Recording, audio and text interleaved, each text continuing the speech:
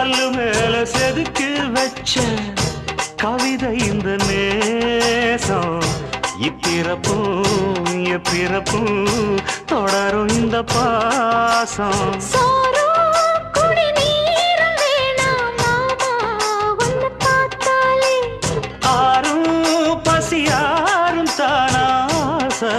மொழி கேட்டாலே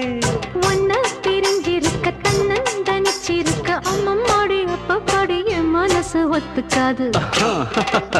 செந்தூர பாண்டிக்கு ஒரு சோடி கிளி கூட